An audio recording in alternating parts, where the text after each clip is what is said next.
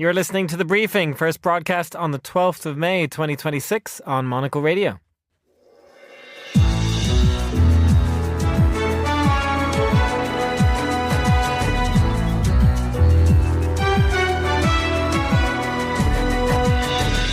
Hello and welcome to The Briefing, broadcasting live from Studio One here at Midori House in London. I'm Chris Chermak. Coming up on today's programme. Is it all over, Mr. Lammy? Get the step down, Mr. Lammy! Is it all over now? Right on, Mr. Lammy! Can you believe it's come to this? Members of Keir Starmer's cabinet are asked to pledge support for the embattled Prime Minister as they exit a meeting at Downing Street. Not everyone answered. Will Starmer survive the day? Alexis Self will let us know shortly. After that, to the United States, where Republicans and Democrats are busy redrawing electoral maps, but one party is being halted from doing so by the courts. We'll ask what all this means for American democracy. We'll also get a roundup of news from Thailand, including Monocle's own handbook for the country out this week. And finally,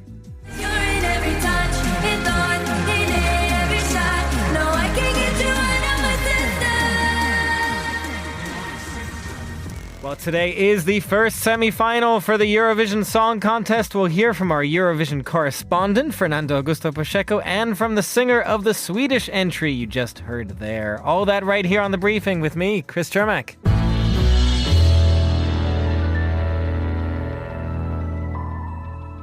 And a very happy Tuesday to all of our listeners around the world. Now, shortly before going to air today, the British Prime Minister Keir Starmer held a meeting with cabinet members under enormous scrutiny. The press shouting, as you heard, questions at anyone and everyone leaving Downing Street about whether or not they still support Keir Starmer as leader of the Labour Party and Prime Minister.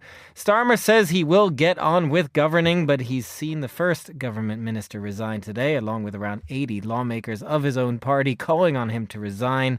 Joining me now is Monocle's foreign affairs editor, Alexis Self. Lex, this is a fateful day for the Prime Minister. It's been a dizzying 24 hours. Just sort of catch us up. Tell us your first impressions from the last 24 hours. Yeah, more anarchy in the UK, where currently over 70 Labour MPs have publicly called for their party leader, Keir Starmer, to step down.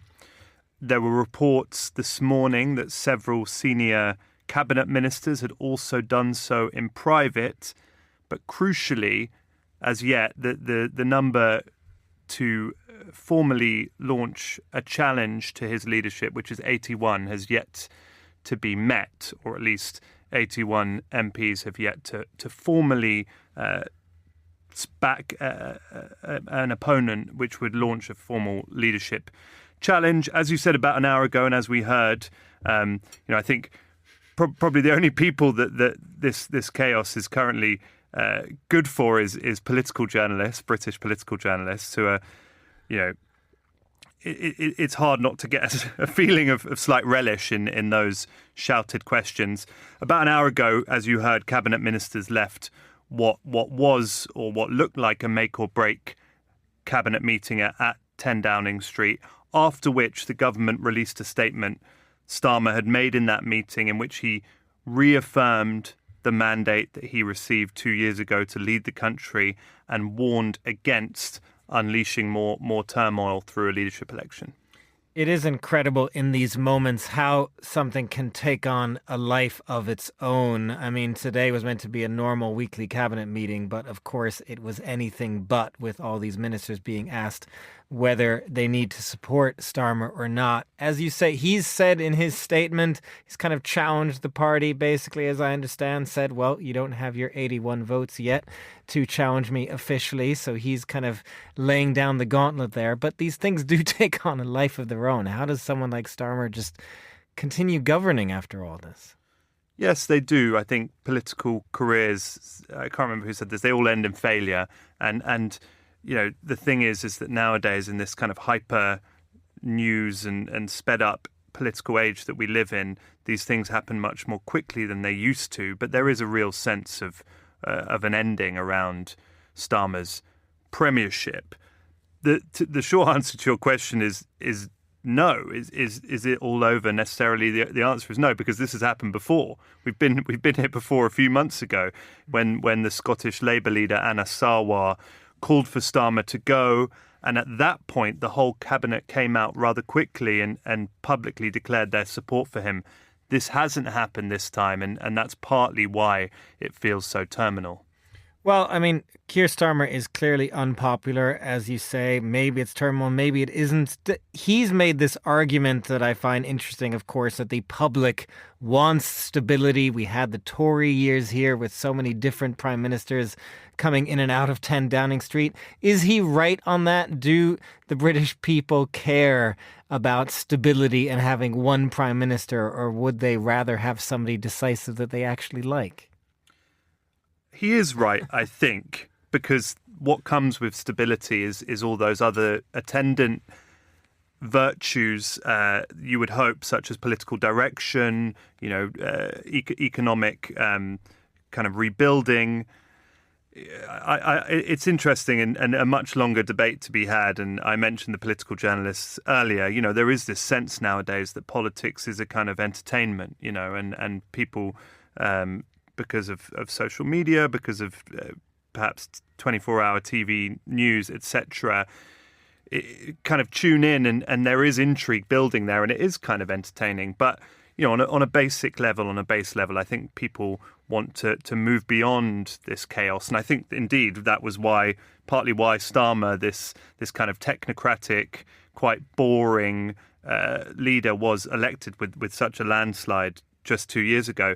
The past 10 years in British politics, since the Brexit vote, which we're now a decade on from, and which really put the cat among the pigeons at Westminster, have been almost unendingly chaotic. If Starmer were to go this year, he would be the fourth prime minister in 4 years. You just didn't see that kind of revolving door in British politics until the Brexit vote, and I think people are, for the most part, sick of that.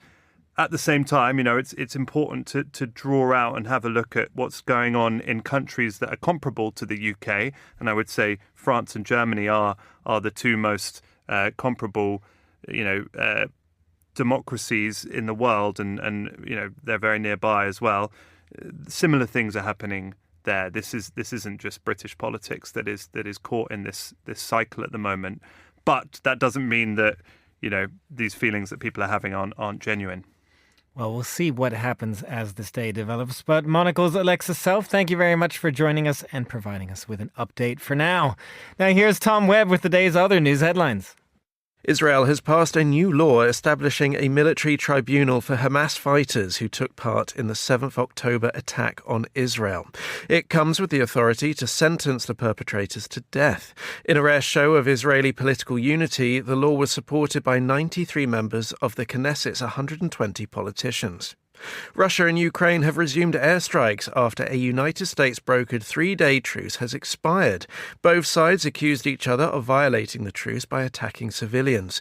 On Saturday, Russian President Vladimir Putin suggested for the first time that the Ukraine war may be coming to an end. After 150,000 BTS fans packed Mexico City this weekend, the Chamber of Commerce is now estimating over $100 million in economic activity for the region. The band will move to Stanford Stadium in San Francisco for its upcoming concerts this weekend. Those are the day's headlines. Back to you, Chris. Thanks very much, Tom. The power of BTS. Now, Democrats in the U.S. state of Virginia have appealed to the U.S. Supreme Court to allow them to use an electoral map in the congressional midterm elections this November that would give the party extra seats after that map was struck down by the state's Supreme Court last week. This is all part of a much broader fight across the United States over what's known as redistricting after U.S. President Donald Trump urged his Republican Party to change state electoral maps to give them extra seats in November's congressional elections. Well, I'm joined now to try and explain all of this by Monocle Radio's producer of the Foreign Desk, Anita Riota. And Anita, it is very easy to get into the weeds on all of this, despite how much it matters for American democracy. Just try and give us the broad brush Cliff Notes version of how all this started and what states are doing. No, you're absolutely right. It feels incredibly technical, but the impact and the reverberations of decisions like the ones we've seen in the last few weeks really are huge. So you mentioned some of the key points, but I think it's good to draw them out again. So this redistricting campaign came again after Donald Trump urged the Republican-controlled House to redraw congressional maps, and this was different because normally you redraw these maps when we do the census every 10 years. The census counts up all the people in the United States where they live so that their political districts can reflect the reality of the population. Now, it is atypical to do this mid-decade, but Republicans in several southern states have tried to redraw these districts in ways that strengthen their conservative seats and dilute Democratic and minority-heavy districts. Democrats then responded where they control state governments in California and Virginia, whereas Republicans tackled New Orleans, Louisiana, and Texas. And so we've seen this sort of nationwide escalation of a sort of tit for tat started by Donald Trump to redraw the maps. Now, the court case that you brought up is that Virginia's top court on Friday struck down a congressional map which had been drawn up by Democrats, but passed and approved by voters on some sort of procedural technicality, which again is a bit too much to get into. And now the Virginia Attorney General has filed an emergency appeal to try to reverse this decision and actually enact the map that had been voted on the referendum. But it's all very complicated right now, and the latest developments have really put Democrats on the back foot. That was a very brave effort to explain all of that, Anita. So bring us, when it comes to where we are now, I mean, when we describe something like this court decision in Virginia, how are Democrats feeling right now? Because it does seem like their own redistricting efforts are getting blocked while those of Republicans are going ahead. Absolutely. The reversal of the Virginia referendum, again, as we said, is a huge blow to Democrats. And what is happening is that it seems like there is a problem of asymmetry for the Democrats. The referendums that they are putting forward are being voted on, but then they're getting blocked by courts, where Republican-led states like Texas and Alabama are advancing with some very aggressive redraws, some redraws that also dilute minority voters' say in their own representatives. So the structural advantage for Republicans is growing. They hold a very slim majority in the House right now. So, Democratic strategists in the last week have tempered their tone from, how big will the margin be that Democrats win by, to now you are hoping just still to get over the line while Donald Trump is very unpopular, while Republicans are very unpopular. But the structural advantage, this sort of firewall that Republicans have built around them through redistricting, is now quite substantial. Now, you mentioned a couple of times there, Anita, the role of minorities in this, and that is another aspect because the Supreme Court has also watered down civil rights protections that give minority voices more of a say, including a ruling yesterday. We're seeing Republicans run with that as well in states from South Carolina to Alabama. Absolutely. One of the biggest developments here is that a recent Supreme Court ruling really gutted several fundamental parts of the Voting Rights Act that had protected minority representation, especially Black majority districts in the South, to make sure that they had a fair chance to elect representatives of their choosing. And Alabama we've seen this really strongly in Alabama. The Supreme Court recently allowed the state to proceed with maps that virtually eliminate all majority Black districts. So this is a real gutting of the staple of the civil rights movement, the Voting Rights Act, and it will lead to a lot of Black voters, especially in the South, being disenfranchised. And just finally, Anita, then taking all of that, what does it mean for U.S. democracy if we stand back here? Because partisan redistricting is something we've heard about for a long time in the United States. It's existed for a long time. But as you say, this feels different. It feels asymmetric at this point. Do we think that elections are still going to be perceived as fair by the American voting public? I think that's a really tough question, and I think that is what is at the heart of all of this. You know, it is clear to voters that letting politicians choose their voters rather than voters choosing their politicians is not the way that a democracy is supposed to function. Voters can tell that this is wrong and this is usurping them of their power. I just want to bring forward an example because I do think it's important. We saw last week Leona Tate, who was one of the New Orleans Four. When she was a child, she was one of the first Black students to desegregate public schools in the Deep South. And she sort of testified last week and told Republican lawmakers, I need you to understand what it feels like to stand here, to have walked through that mob as a child, and to now watch elected officials do the same thing that mob was trying to do, just with better suits and a parliamentary procedure. I think you cannot negate the importance of what it means in a moment of high levels of corruption in the United States, of disillusionment with the political system, with levels of thinking, you know, in the population that the political system is broken, to brazenly strip people of their fair representation will have an impact. And I think, you know, this will contribute to a growing perception that politics is broken and does not work for us. Anita Riotta, Monocle's producer of The Foreign Desk, thank you very much for joining us and explaining all of that. You're listening to The Briefing on Monocle Radio.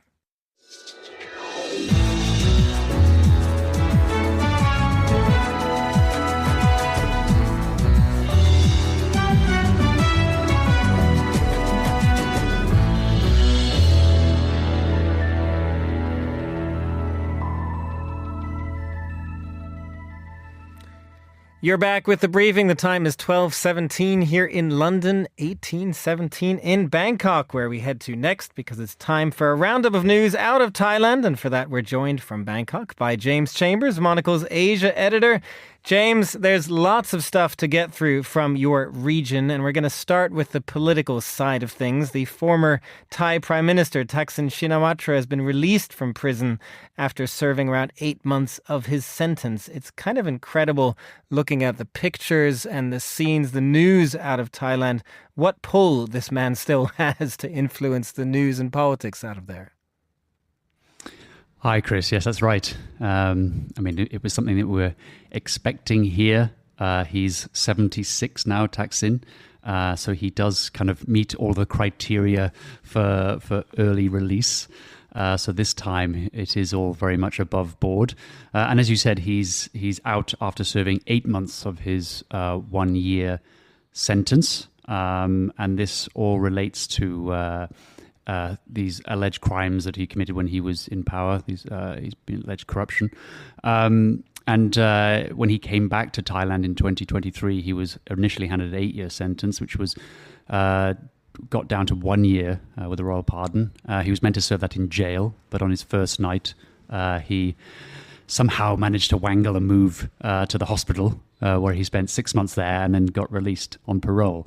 But some questions were asked about that. The court ruled that it wasn't actually, he didn't actually serve his sentence, and so he sent back to serve some real time. So all of this has happened, and now he's back out again, although he is under house arrest, as I understand. There are so many tensions in Thai politics between the sort of Shinawatra camp and Thailand's sort of conservative, more military-backed establishment. Could this be the start of some kind of comeback from Thaksin, or is that completely overblown? I mean, he's 76. He's emerging from prison to a different landscape in Thailand, and his party is in a very different position. I mean, the reason why he came back from self-exile was his party was about to win the election, and it went on to lead the government. But a few years later, it got turfed out, And he found himself in prison. And at the most recent election, his party didn't do very well at all. So you could say, it's looking very much now like Thaksin and Pheu Thai is a bit of a spent force in Thailand, and it's just a story of decline from here on in.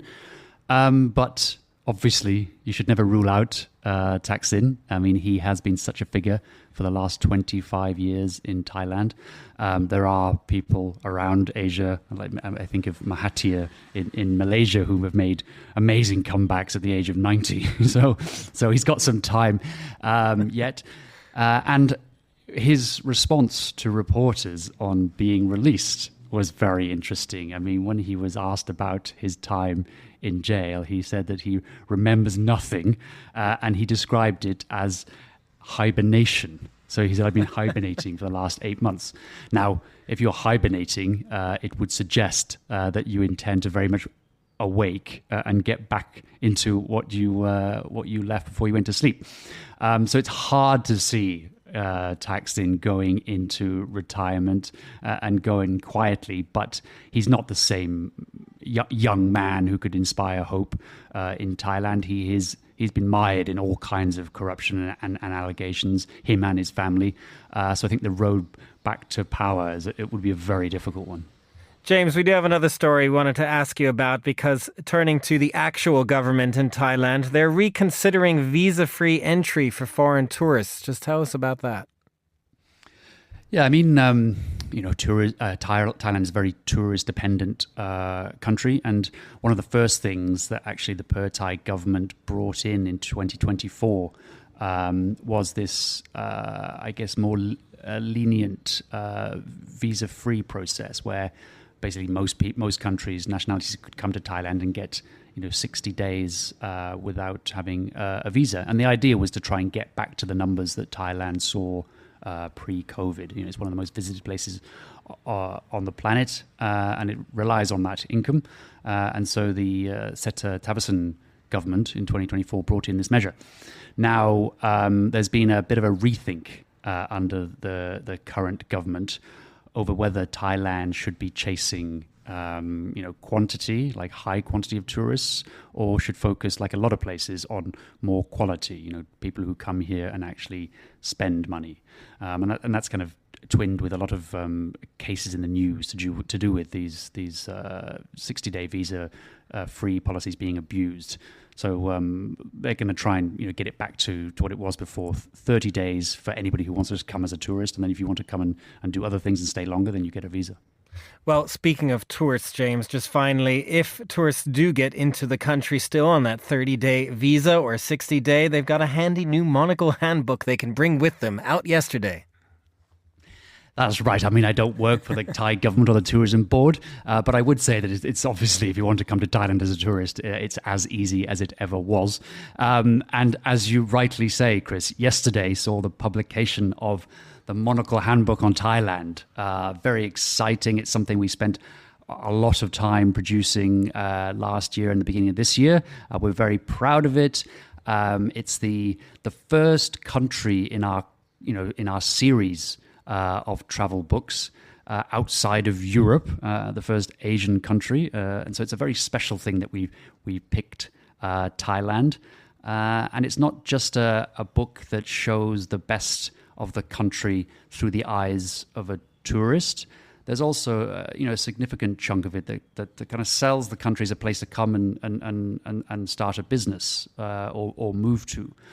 Because I can say from experience it's a brilliant place to live. And so in the book we kind of meet people who live here, the designers you should go to see if you want to start your own shop or bar or restaurant, and places that you could consider moving to off the beaten track. Well, James Chambers, Monocle's Asia editor, you're selling it very well. From Bangkok, the Monocle Handbook of Thailand is available to order now. You're listening to The Briefing on Monocle Radio.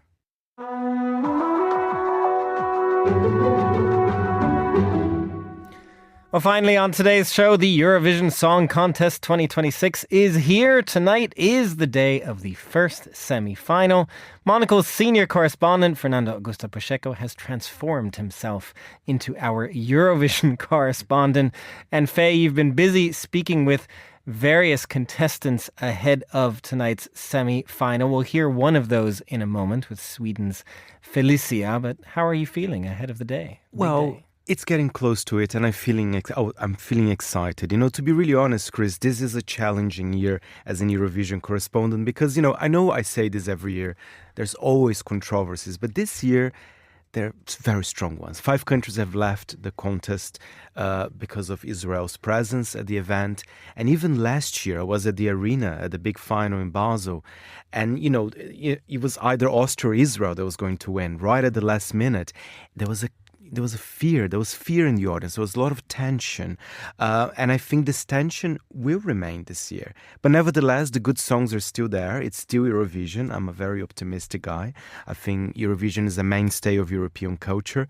But I also have to be realistic and talk about, it's not as easy as perhaps 5-10 years ago as well. We do have to be realistic. And just tell us about, you'll of course be heading to Vienna tomorrow for this Eurovision Song Contest. How are you feeling about that? How do you think Vienna is feeling about being in the middle of all of this? Well, first of all, Vienna has experience. They hosted Eurovision, and we were there. We didn't know each other 10 years ago. We were both at the last Eurovision Song Contest in 2016, I believe. And what I am curious about this year, Chris, is talking about Vienna. Vienna is a big city, and the last Eurovisions, they have been in, fairly smaller cities. Of course, we had Basel, we had Liverpool, among others. So I'm quite excited that Eurovision is back to a major kind of European capital. I think that's always a nice feeling, and I hope they will put on a nice show there. It seems like they will. They have a massive even Eurovision village right at the city hall, at the Rathaus. So that's a sign of how seriously they're taking it. Every single event has been sold out, including the dress rehearsals. So,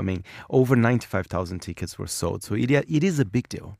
Well, Fernando, would you like to introduce who we're about to hear, Felicia? One of my favorites, Felicia, a great pop song, again from Sweden. She started telling me about her earlier music career and then also why is she wearing a mask. Let's have a listen. I don't even want you. No, you don't take up space on any given Monday. First of all, I was Fröken Snusk, what I was called before. Fröken Snusk, and I wear a pink balaclava all over my face, and I did music like, we call it epadunk in Sweden. It's like, how can we say, it's Swedish music, but like EDM, but more like, I don't know how to explain it if it's not in Swedish, because we just call it epadunk, and you listen to it in the car. And I was doing that for 5 years, and then we struggled much with the label I was in and everything, and I didn't own the concept Fröken Snusk, so I didn't own myself.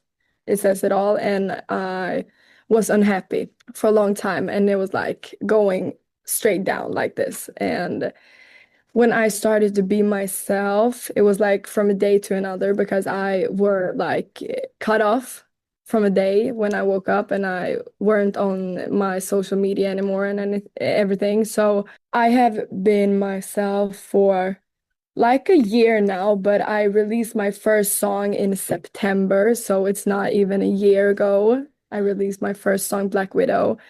And right now I'm just trying to figure out what I want to do and try new things in music. My first song is more like K-pop, pop vibe, and my system is more like EDM. So I just want to try new things and try around and see where I'm going, because I love so much music, from slow song to pop to R&B to everything. So now I'm here being myself and do whatever I want to do, and it feels amazing. 'Cause now you're in my head, my heart, my body part. You're always coming back on the weekends. You're in every touch and thought, in every shot. No, I can't get you out of my system.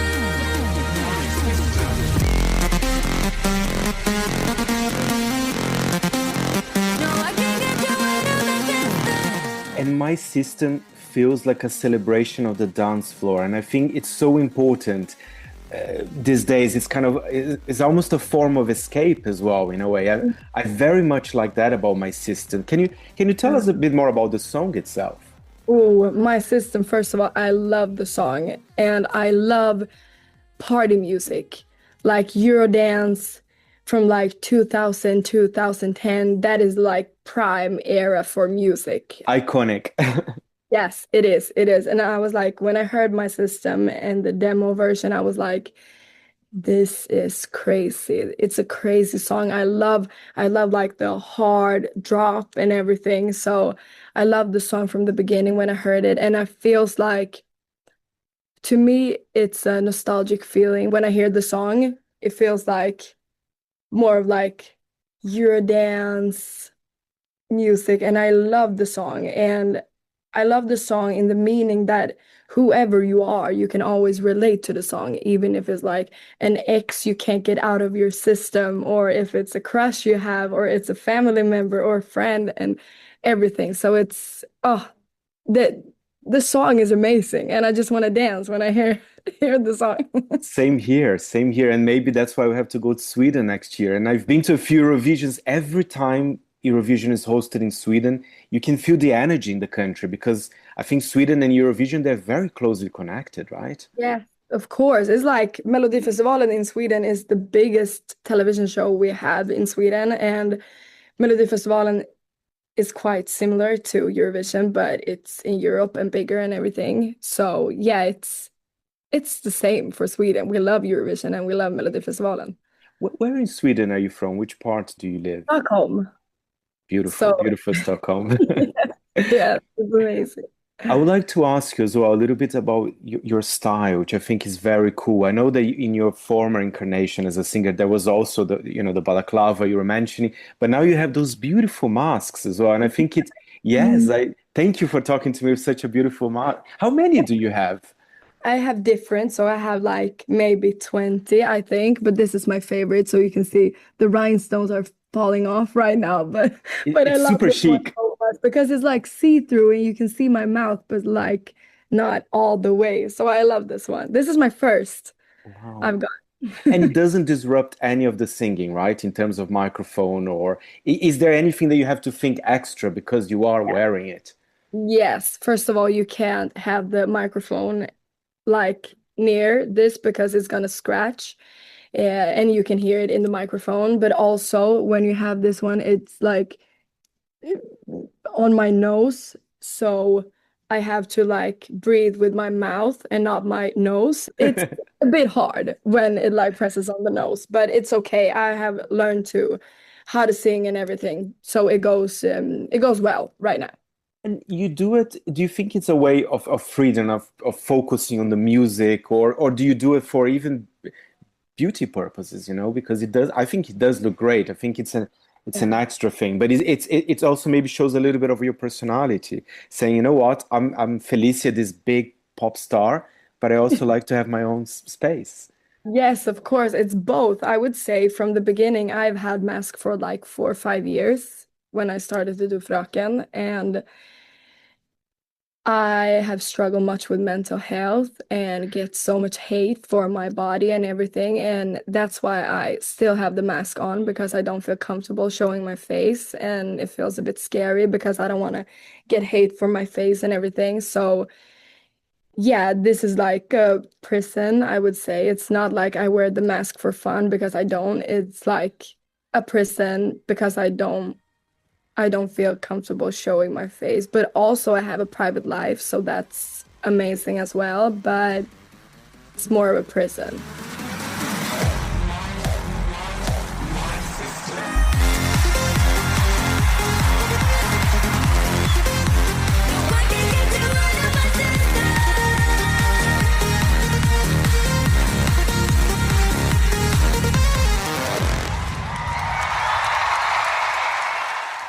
The Swedish singer and Eurovision entrant Felicia there in conversation with Fernando Augusto Pacheco. Fernando will be back with his usual global countdown on The Briefing on Thursday from the Eurovision host city, Vienna. That's all the time for this edition of The Briefing. It was produced by Lily Austin and Ryuma Takahashi. Our researcher was Josefina Astrid Nagler-Gomez, and with editing assistance from Steph Chungu. The Briefing is back tomorrow at the same time. I'm Chris Chermak. Goodbye, and thanks for listening.